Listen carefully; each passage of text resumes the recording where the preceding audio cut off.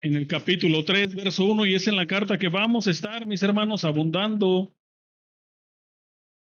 Y hemos estado ya durante algún tiempo y aún el Señor permitió que nuestro hermano Gabriel, ¿verdad?, hablara de este capítulo, de estos versículos. Son importantes para el tiempo en el que estamos pasando como iglesia local.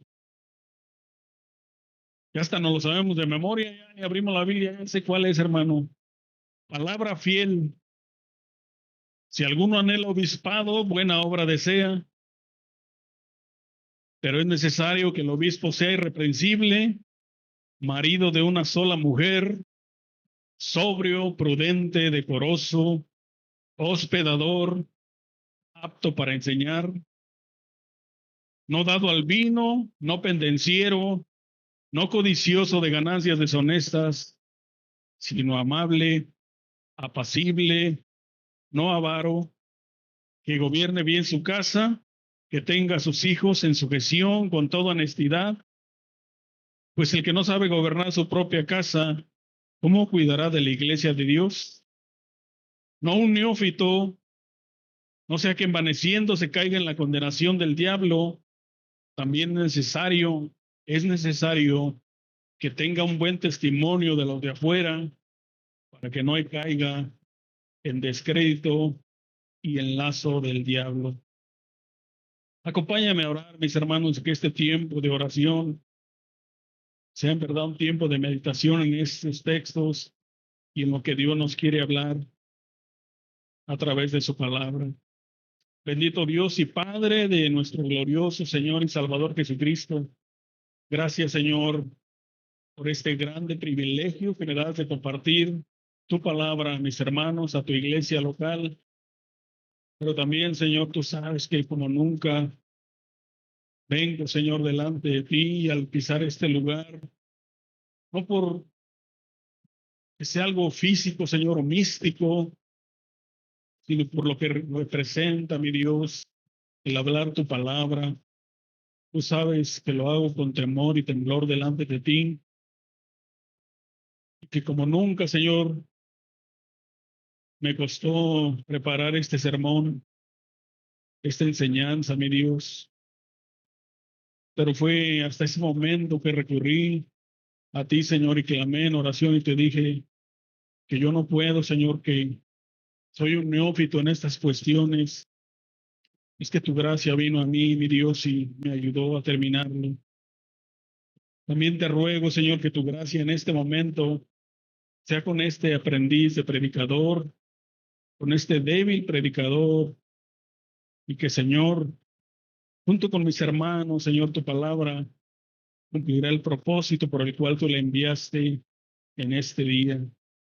Gracias, Señor, por la vida de tu iglesia en este lugar. Amén.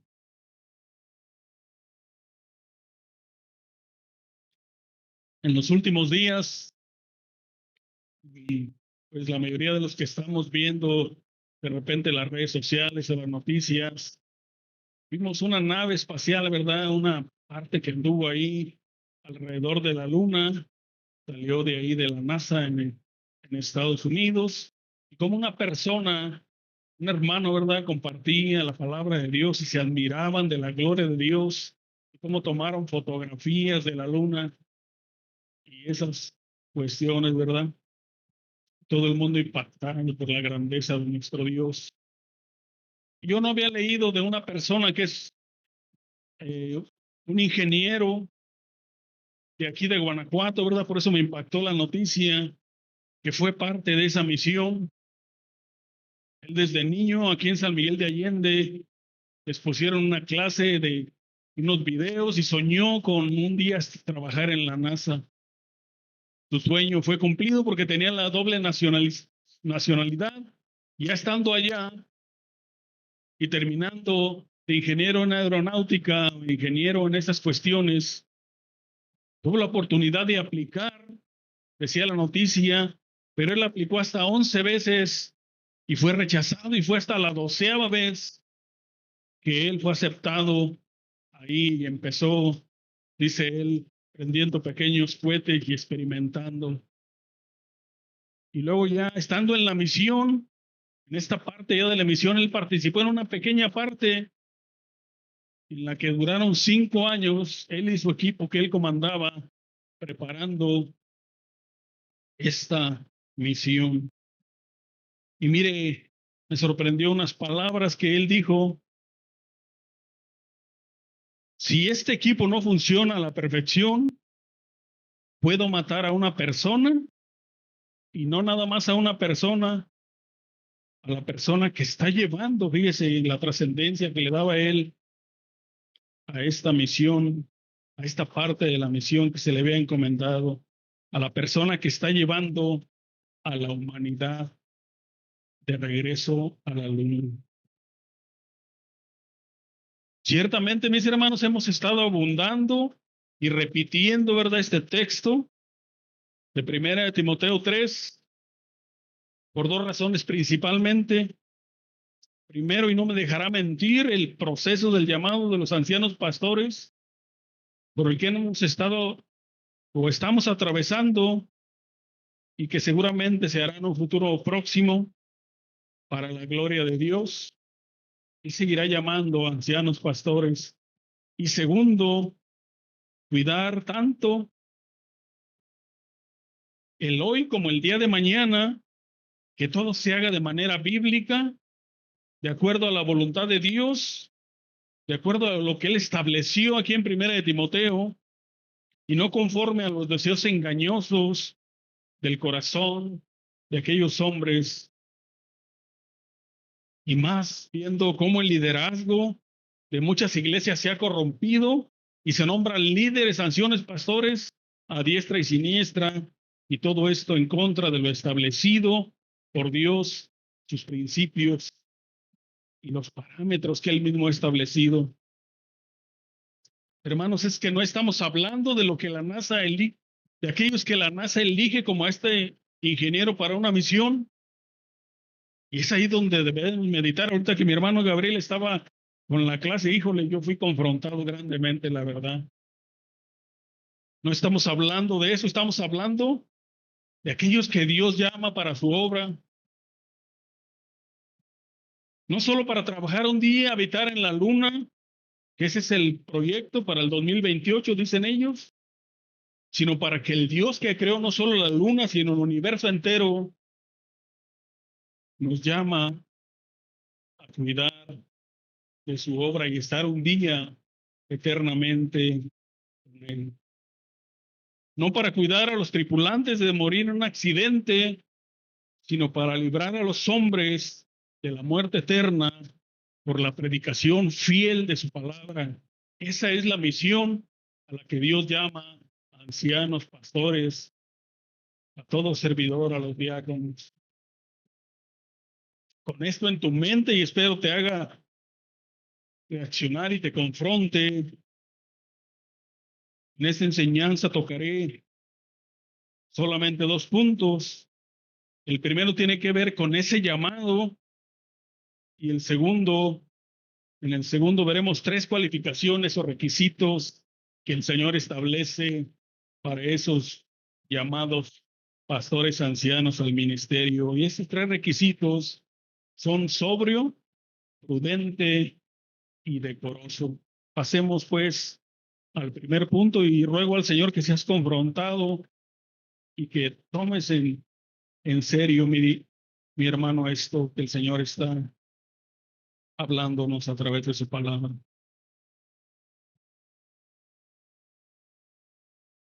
El primer punto, el llamado, 1 Timoteo 3:1, palabra fiel.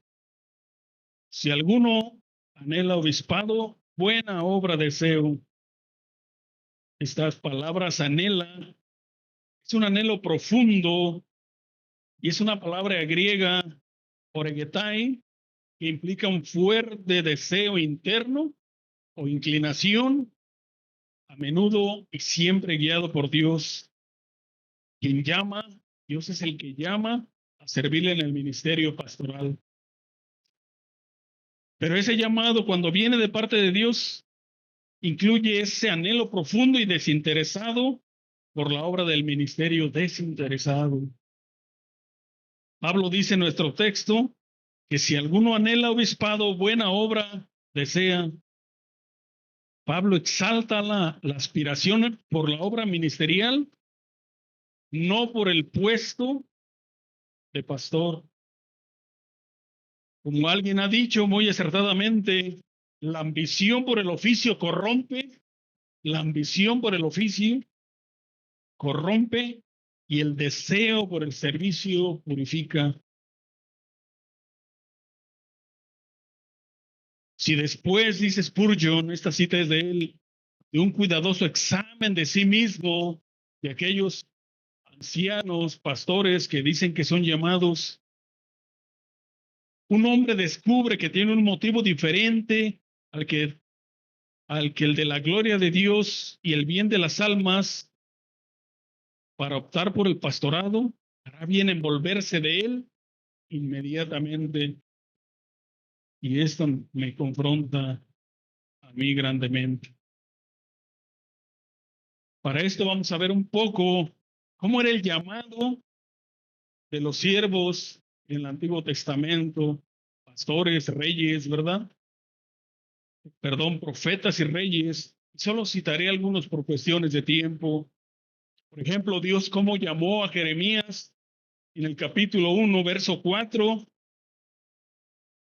del libro de Jeremías. Dice, vino pues palabra de Jehová a mí diciendo, antes de que te formase en el vientre te conocí, y antes que nacieses te santifiqué y te di por profeta a las naciones. Yo dije, Señor Jehová, he aquí no sé hablar porque soy niño.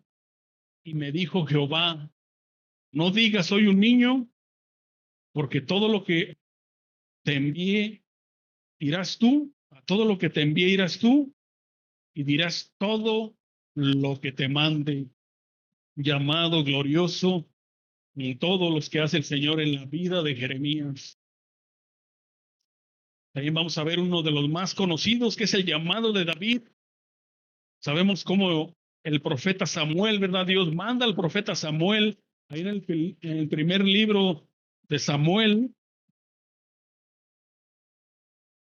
y le advierte que no juzgue, que no, el llamado de él no es según las apariencias. Es una historia muy conocida, porque a diferencia de lo que mira el hombre, un profeta de Dios, Dios mira el corazón. Eso no significa que Dios pase por alto el comportamiento exterior, ¿verdad? Sino que comienza su revelación en el núcleo, el corazón de la persona.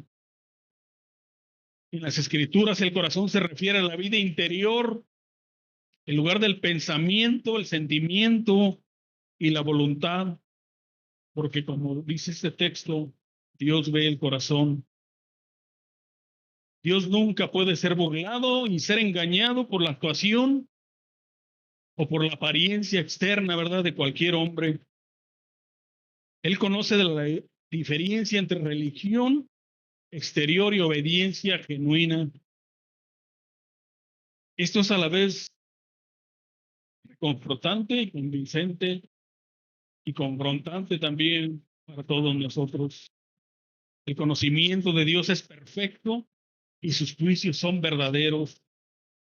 Él no favorece a los impresionantes, pero honra a los fieles. Primer libro de Samuel, capítulo 16. Dice, no mires a su apariencia ni lo alto de su estatura, y eso nos favorece a los chaparritos, ¿verdad? Porque lo he desechado, pues Dios no ve como el hombre ve, pues el hombre mira la apariencia exterior, pero el Señor mira el corazón. Como sabemos, aún el profeta Samuel se equivocó y nombró a varios de los hermanos y comenzó por el hermano mayor, Eliab, y le dijo, te voy a ungir y tú serás el rey. Sin embargo, Dios en ese momento lo corrigió, ¿verdad? Dándonos a ver que la prioridad de Dios no era la fuerza física o el estatus, sino el carácter interior y la vocación divina. El mismo David comentaría en el Salmo 139, verso 1 y 2: Oh Señor, tú me has escudriñado y conocido. Tú conoces mi sentarme y mi levantarme. Desde lejos comprendes mis pensamientos. En esto de la elección, mis hermanos, quisiéramos que fuera como en el Antiguo Testamento y que Dios lo hiciera de esa forma para no equivocarnos, ¿verdad? Pero con la obra completada de Cristo y la venida del Espíritu Santo, Dios ya no elige a sus siervos de esta forma. Ya no son teofanías, aquellas manifestaciones visibles, ¿verdad? Como la zarza ardiente o audibles de Dios a los seres humanos o a un profeta. Pero quisiéramos que fuera de esta forma, nos evitaría muchas situaciones, pero aún Dios ha dado un privilegio de confirmar ese llamado a usted, mi hermano. O como a la manera de Jesús cuando llamó a los apóstoles, solo citaré dos versículos. Lucas 6:12.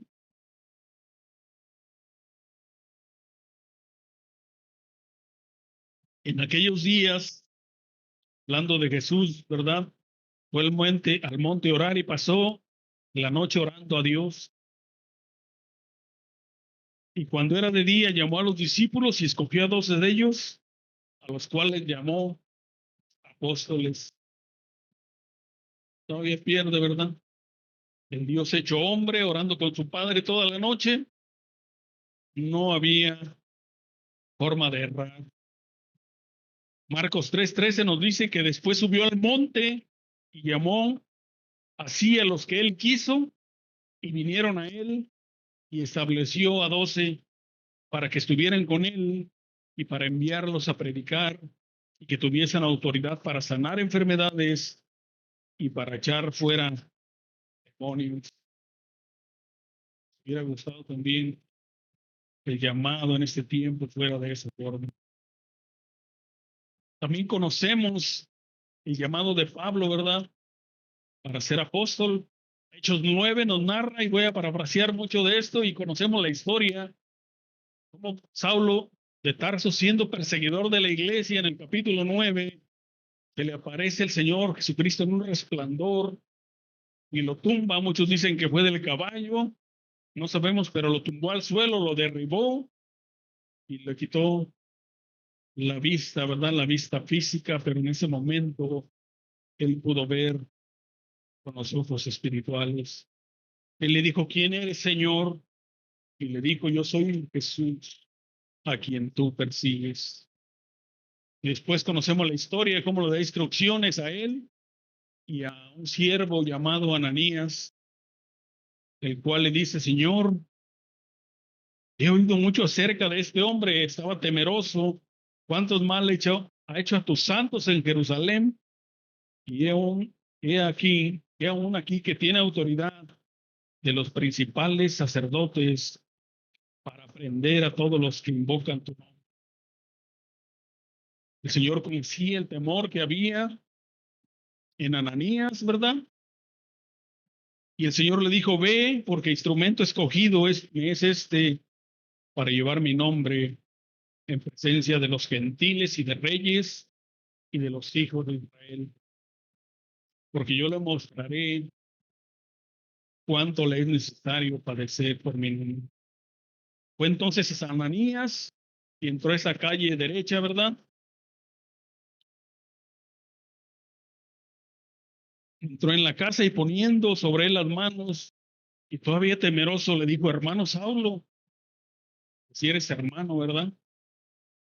El Señor Jesús, si no lo hubiera dicho el Señor Jesús, Ananías no hubiera ido. Que se te apareció en el camino por donde venías, me ha enviado para que recibas la vista y seas lleno del Espíritu Santo. Después vemos que Pablo subraya que su llamado al apostolado fue un acto soberano y previo de Dios, basado únicamente en su gracia y no en sus méritos propios. Y él narra en Gálatas 1:15, pero cuando agradó a Dios, que me apartó desde el vientre de mi madre y me llamó por su gracia. Qué glorioso llamado el del apóstol Pablo. Como ya sabemos, Pablo no era conocido, ¿verdad?, por ser perseguidor de la iglesia, pero también no fue parte de los 12 apóstoles iniciales. Había duda y temor aún en los apóstoles e incertidumbre acerca de su llamado. Y para esto Bernabé jugó un papel crucial al presentar a Saulo a los otros apóstoles que estaban reunidos en Jerusalén. Tras la conversión de Pablo, la comunidad cristiana le temía y desconfiaba, pero Bernabé avaló su cambio, testificando sobre su encuentro con Jesús y su predicación valiente ya de la palabra de Dios en Damasco, permitiéndole integrarse y trabajar en el ministerio. Quisiéramos que los ancianos pastores fuéramos llamados de esta forma, y entonces, como dijimos, no habría duda, no erraríamos, no habrá pierde, ¿verdad? No sé cómo digan los chavos ahora. Y gracias, hermanos, porque muchos de ustedes de manera obediente se han ocupado a la orden de acercarse y hacernos preguntas, y hoy mismo lo repitió nuestro hermano Gabriel, y conocernos, conocer a nuestras esposas, a nuestros hijos. Y dentro de todo eso, muchos hermanos se han acercado a mi vida, o algunos, ¿verdad? Y me echan la pregunta directa, y claro que no se la sé contestar, mis hermanos. ¿Cómo sabes que Dios te ha llamado? ¿Sabes que Dios te llamó, hermano Roy? Yo le digo, pues acérquense al pastor primero y pregúntenle cómo saben que Dios lo llamó. ¿Verdad? Claro que es una pregunta para mí muy difícil a veces de contestar, no darle cierta claridad al contestar. La palabra dice que Dios pone un anhelo en el corazón, Él es el que llama, pero ¿cómo traducirlo eso en palabras no entiendas o que el hermano quede convencido? ¿Cómo saber si Dios ha llamado al ministerio? Y yo pude ver en un artículo de un hermano 4 marcas esenciales por las que usted se puede guiar y que me sirvieron a mí muchísimo. El primero es un deseo ardiente. Es un indicador principal para el ministerio, es ese deseo ardiente por la obra, como dice 1 Timoteo 3. Si alguien aspira al cargo de obispo, si alguien anhela, buena obra desea. De hecho, el mismo Pablo testificó que el ministro como alguien, que él ministró como alguien que sentía esa imposición puesta, esa carga puesta, ese anhelo puesto de parte de Dios, si no predicaba. Ay de mí, dijo él, si no predicara el evangelio. Había una necesidad, ¿verdad? El amor de Cristo, como dice él, 2 Corintios, me constriñe, me llama, me aprieta para predicar su palabra.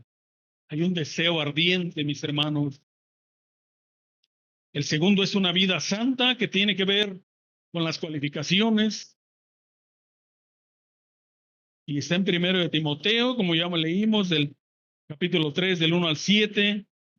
Es la lista clara y no negociable. Y no es uno sí y otro no. Y espérenme que en este voy al 10, en este sí ya estoy al 100 y en este voy creciendo. Perfectos no somos, ¿verdad? Pero sí debe haber esos rasgos, deben de estar presentes en el carácter del ministro. Esta lista es preceptiva, no descriptiva. Es un mandato, no una sugerencia. En resumen, el ministro de Dios debe estar por encima de cualquier reproche. Otro de los rasgos, una voluntad entregada. Pablo escogió predicar porque Dios lo escogió para predicar. Cada llamado a predicar se origina en el cielo y nuestra respuesta debe de ser de entrega total. Y por último, y sé que estoy siendo un poco escueto en estos rasgos, pero los invito a que los analice, una habilidad para enseñar.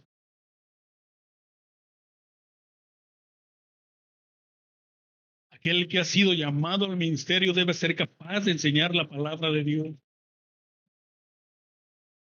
Este es un requisito distintivo, como vemos en el capítulo 3, entre el oficio del diácono y del anciano pastor. Una habilidad para enseñar.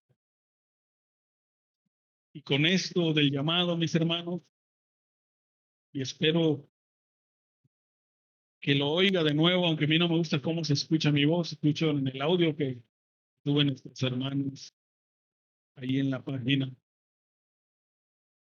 Invito a que medites en esto, que reflexiones y que la iglesia estés al tanto de aquellos llamados. Ya quise abundar más en esto, pero gloria a Dios porque mi hermano Gabriel ya lo hizo. Con esto pasemos a la segunda parte.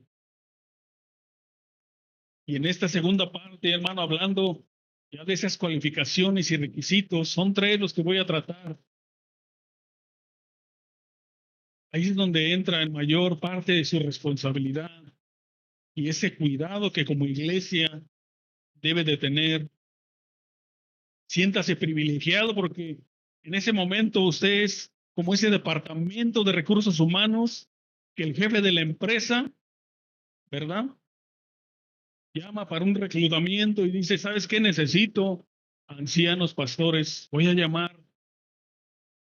Usted en este momento se convierte en ese departamento de recursos humanos. No sé si alguien haya trabajado en eso o haya sido entrevistado, ¿verdad?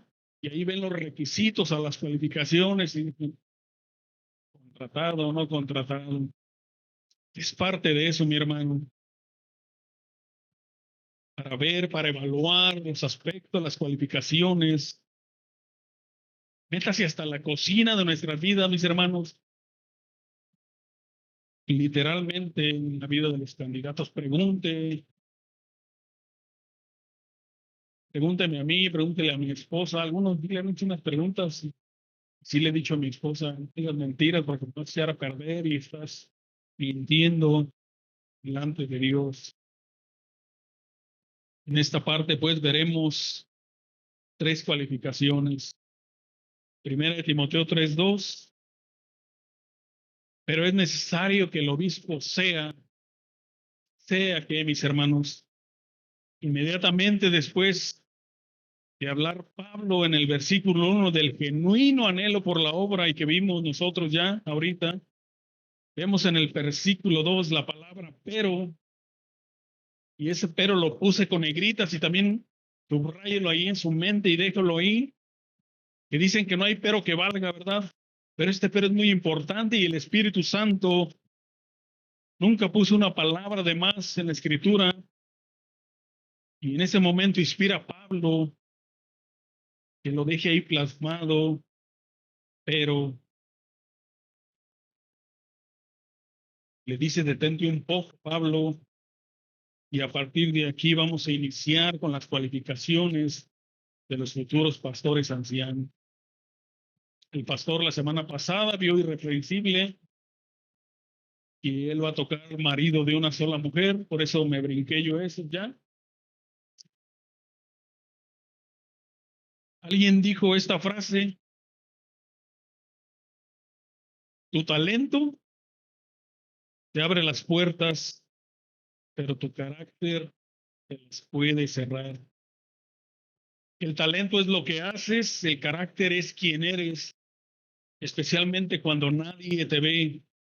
Un mal carácter o falta de disciplina puede destruir las oportunidades creadas por una gran habilidad. Y eso lo podemos trasladar a la iglesia, ¿verdad? Cuando vemos el carácter de aquellos hombres que han sido llamados. Y vamos a empezar con sed sobrio. En inglés, perdón, en griego, ahí me voy a ir al inglés, la palabra sobrio, nefalios o nepalios con H, puede significar moderación del uso del vino. Sin embargo, aquí está usado en el sentido de sobriedad mental. Sobrio indica control de sí mismo, juicio equilibrado y libertad respecto a los excesos debilitadores o a una conducta arrebatada. Qué importante que el ministro, que el anciano pastor sea sobrio.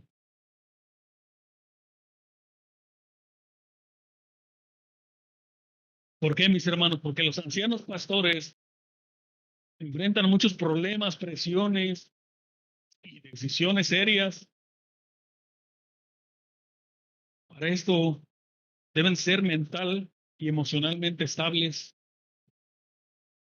Los ancianos que carecen de una perspectiva mental y equilibrada fácilmente pueden caer en las trampas del diablo o falsos maestros. En varios lugares del Nuevo Testamento se habla de ser sobrio, y anote únicamente las citas: Primera de Pedro 4:7 y 5:8, Tito 2:2 y 6, y Primera de Corintios 15:34. En la segunda carta a Timoteo, en el capítulo 4, Pablo exhorta a Timoteo a ser sobrio en todo, soporta las aflicciones, haz obra de evangelista, cumple tu ministerio. El término sobrio significa literalmente libre de influencias intoxicantes. ¿Cuántos quieren que los pastores ancianos estén todos intoxicados mentalmente? Hablamos, como ya dijimos, de una persona que no está borracha de alcohol o drogada, como sobria. Su mente no está bajo el control de una fuerza externa. Esto lo hablamos de forma literal. Pero en términos más generales, ser sobrio significa que no nos dejamos cautivar por ningún tipo de influencias que nos alejen del buen juicio. El individuo de mente sobria no está intoxicado en sentido figurado, y por lo tanto es tranquilo bajo presión, tiene autocontrol en todas las áreas y es racional. Otras versiones de 2 de Timoteo 4:5 que dice, pero tú sé sobrio en todo. Dice, por ejemplo, la nueva versión internacional, sé prudente en todas las circunstancias. La nueva traducción viviente dice, debes mantener la mente clara en toda situación. La traducción del lenguaje actual dice, mantén la calma en todo momento. Sí, ¿verdad? Porque todos quisiéramos que los hermanos nos comportáramos como nos comportamos aquí, ¿verdad? Y que no hubiera problemas. Pero los pastores ancianos tienen que enfrentar situaciones de nuestros problemas y que son requinadas por las ovejas, ¿verdad? A menudo vemos en nuestro mundo lo contrario de la sobriedad, que es la insensatez, las decisiones irresponsables, la experimentación insensata con sustancias o comportamientos dañinos. Las bromas groseras se oponen directamente al mandamiento de tener una mente sobria. Y aquí en adelante entonces traeremos un alcoholímetro espiritual. Vamos a hacer un antidoping para aplicarlo a los ancianos pastores. Es su obligación, mi hermano, ver si aquel hermano Gabriel, el hermano Rogelio, sobre todo, no viene, está intoxicado, ¿verdad? Este hermano no tiene sobriedad. Ya le hice un antidoping, ya le puse el alcoholímetro y no lo pasó. Parte de lo que Dios te ha llamado, mi hermano, en este tiempo. Ser sobrio no significa vivir una existencia amarga, ¿verdad? Y sin alegría. De hecho, los cristianos sobrios deben de estar continuamente llenos del Espíritu Santo. Y nótese que dije los cristianos, porque esta sobriedad también es para usted, mi hermano. Ciertamente estamos hablando de los ancianos pastores, pero esta sobriedad es para todos aquellos que somos hijos de Dios. Efesios 5:18 nos ordena que evitemos llenarnos de vino, porque eso conduce al libertinaje, sino que estemos continuamente todos los creyentes llenos del Espíritu Santo. Este versículo implica que solo podemos ser una de esas cosas, pero no ambas. ¿De qué estamos llenos, mis hermanos? Si perseguimos la embriaguez, no podemos también perseguir las cosas de Dios. Si la sustancia nos controlan, tampoco podremos ser controlados por el Espíritu Santo.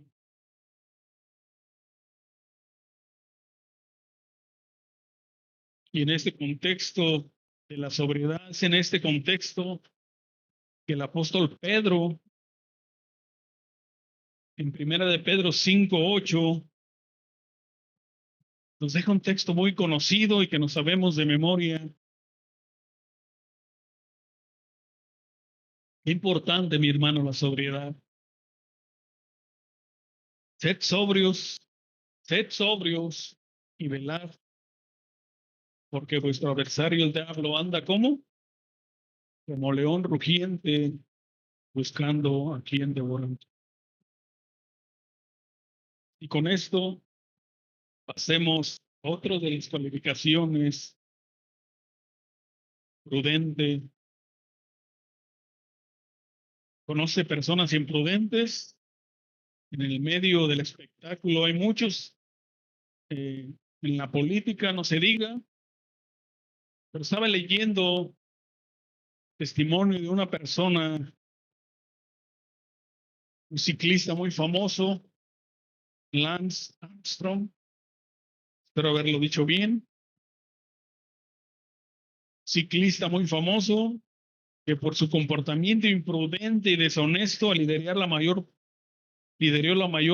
red de dopaje en la historia del ciclismo. Por eso destruyó su carrera, su reputación, pero también despojó a otros candidatos de oportunidades que estaban, de oportunidades justas de ganar una medalla. Claro, le andaba todo topado, ¿verdad? Y fue imprudente en su carrera. Lo más doloroso es que esto pasa en las iglesias con líderes intoxicados e imprudentes, que no quisiéramos, y que por eso es tan importante la labor de usted, mi hermano, que pasara aquí en nuestra iglesia. Y por eso le estamos pidiendo, rogando su participación de todos y cada uno de nosotros. Y si es bueno de hacerlo individual, ¿verdad? Como iglesia, bueno, dice el pastor, pues yo te aviento la bolita a ti y te hablan y échale ganas.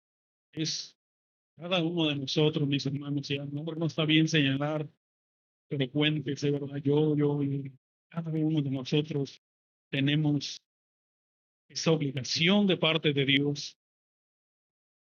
Similar a la palabra sobrio,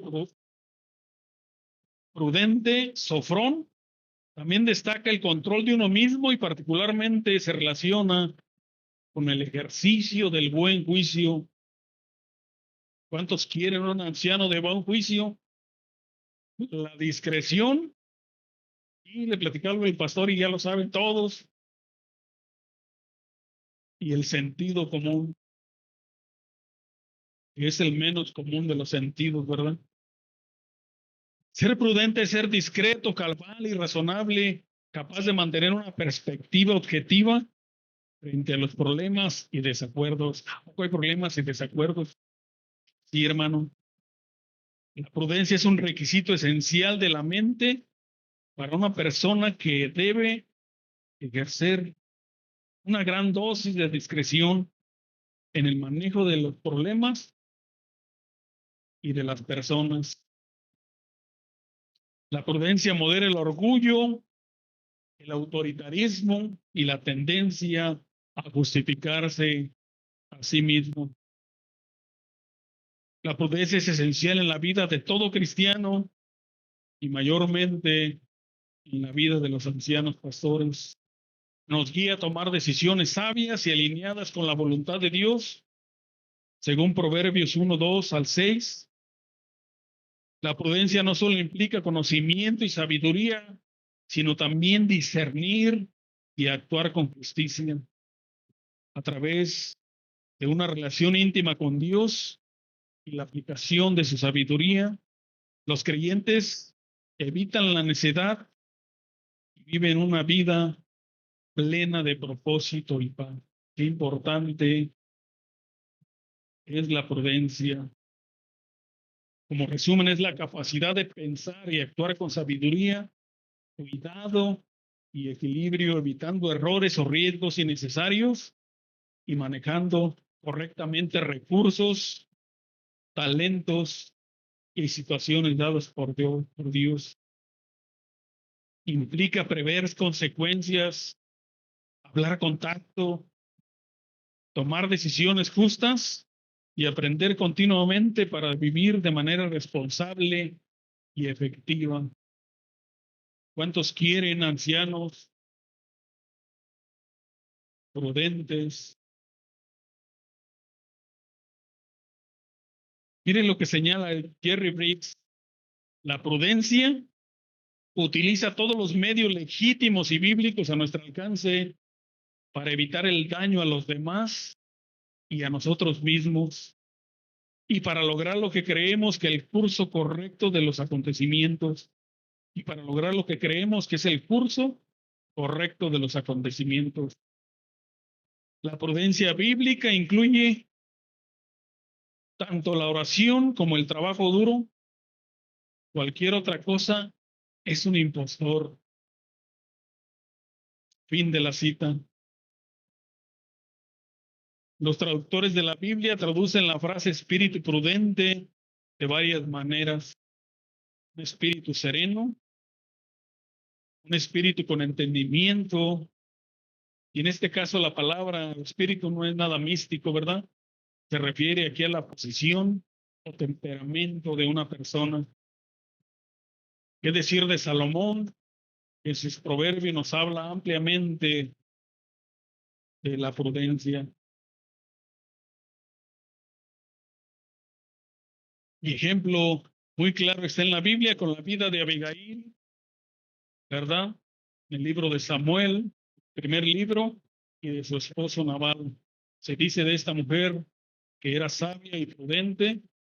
Cuando el rey David requirió algo, la ayuda de su esposo, el cual era totalmente insensato, necio y prudente. Y vemos cómo David y Abigail evitó la muerte del pueblo donde Nabal era el que estaba ahí de encargado, ¿verdad? Pasemos a ver por último la palabra decoroso. Y tal vez esta palabra en el griego nos suena más familiar. Se deriva de la palabra cosmios, de donde viene la palabra griega cosmos, que significa mundo o universo. Desde un punto de vista filosófico, cosmos representa un sistema ordenado, lo que sugiere que el universo tiene estructura y armonía. Cosmos además se asocia a menudo con la belleza, y ahí viene la palabra cosmeteología. Por lo tanto, cuando hablamos de cosmos, nos referimos a algo que no solo es ordenado, sino también es atractivo y adecuado. Esta conexión entre belleza y orden cobra importancia especial cuando examinamos cómo aparecen las escrituras. Refleja el nivel divino del orden que Dios mismo desea en su creación, incluida también la humanidad.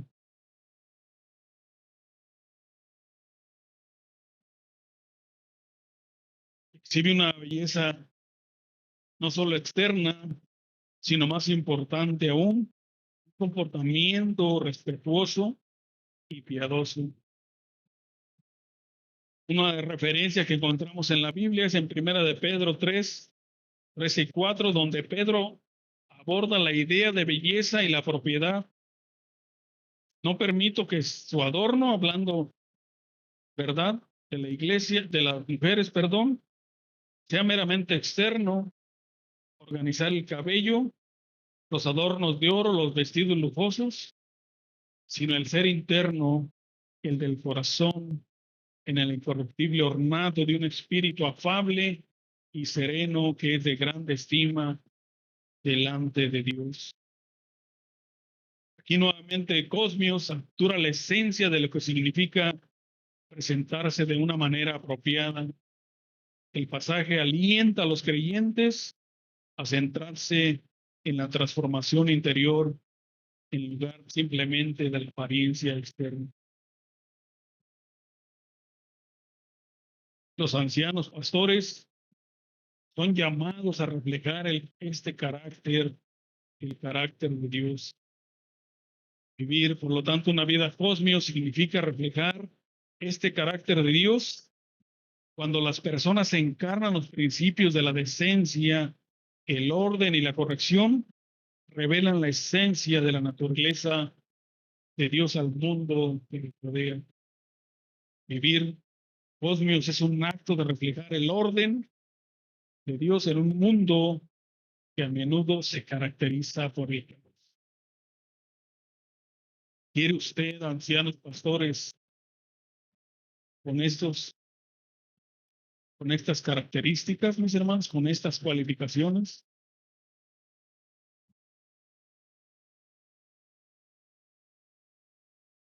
Rumbo a terminar,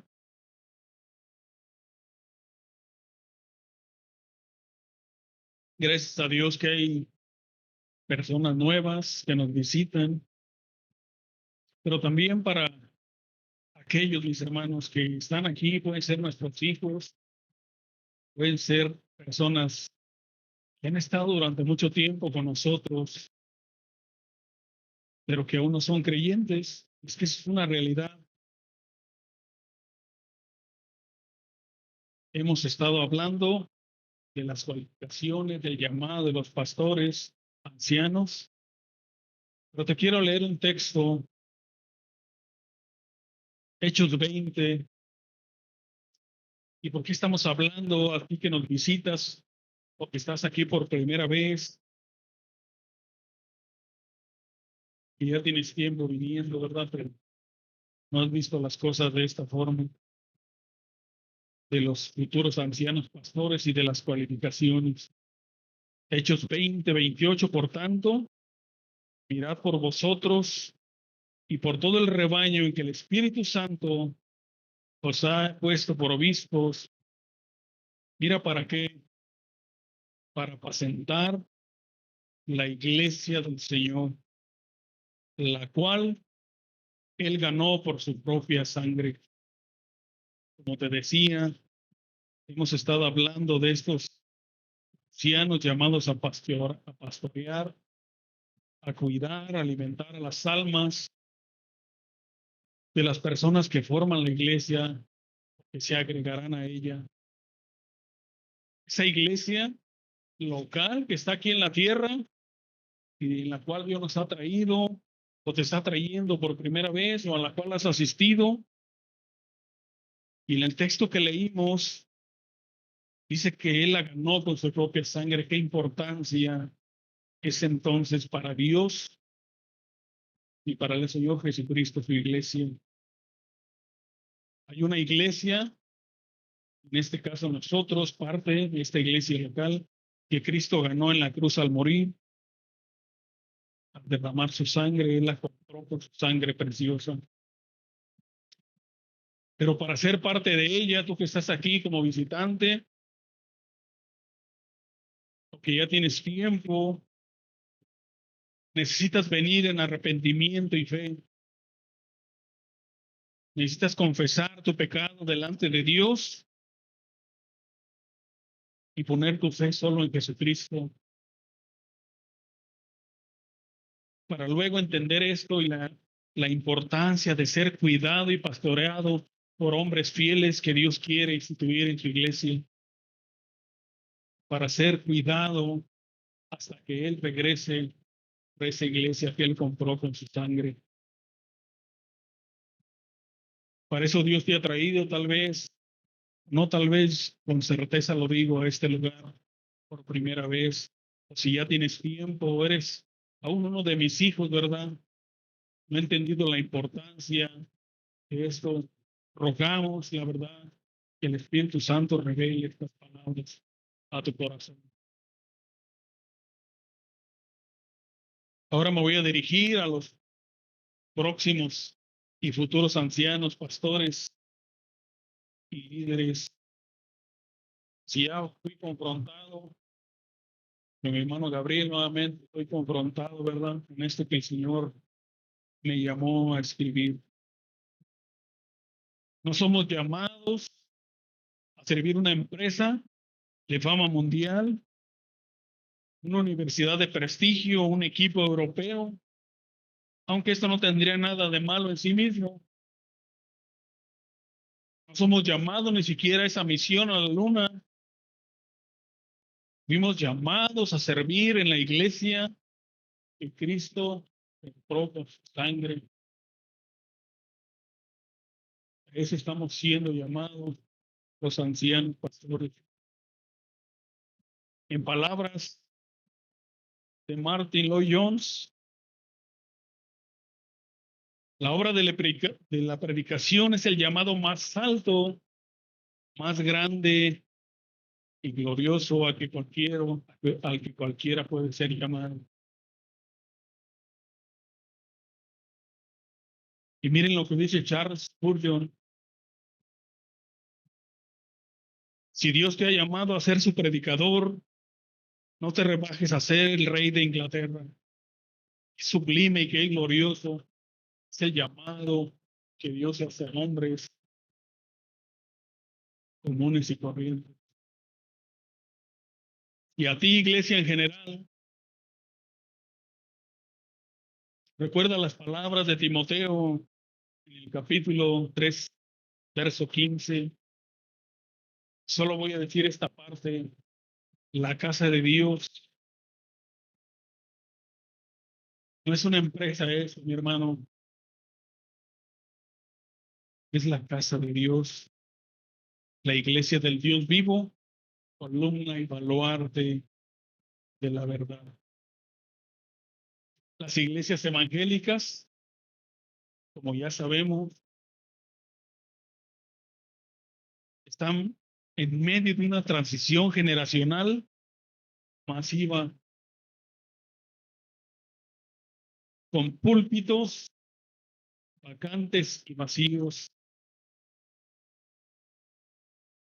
Pero estos púlpitos vacantes no deben hacer que nuestras manos se acongojen, que el tiempo y las circunstancias y la necesidad de siervo nos acelere o te acelere, nos presione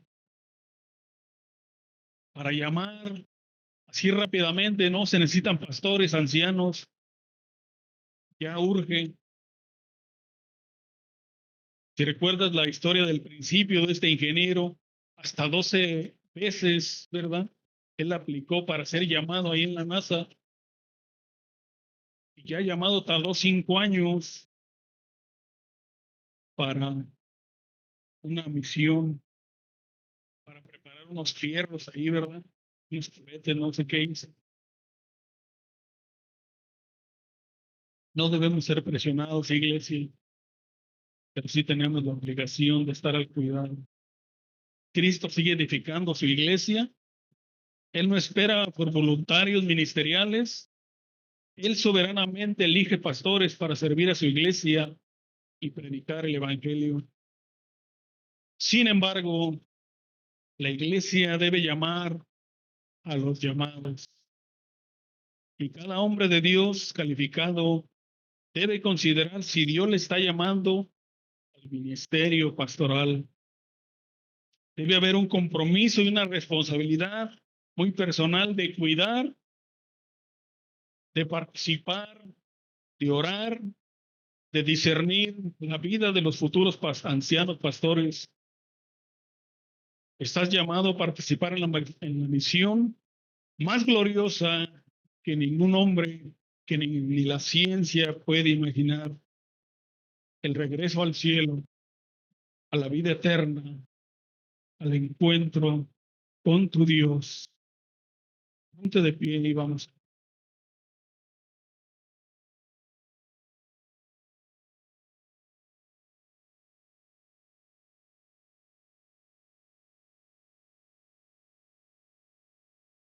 Gracias, Señor. Gracias, mi Dios, por tu palabra.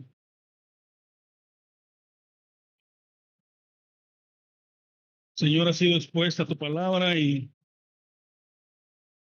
rogamos que tu Espíritu Santo siga redarguyendo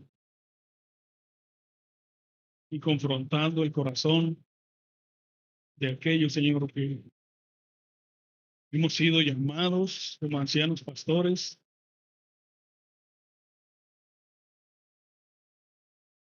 Sigue, Señor, trabajando en mi corazón, particularmente en mi vida. Pero también, Señor, te ruego porque tu iglesia no se duerma espiritualmente en este tiempo, esté más despierta que nunca. Señor, porque la obra es primorosa, Señor, es extensa. Es tu iglesia, la cual tú compraste con tu sangre. Señor, si no fuera porque sé que tu palabra cumplirá el propósito para el cual la enviaste, mi Dios, no me bajaría a gusto de este púlpito. Pero te doy gracias, Señor, porque confiamos que tu palabra penetra el corazón de cada uno de mis hermanos. Te doy pues gracias por tu Hijo amado, Jesucristo. Amén.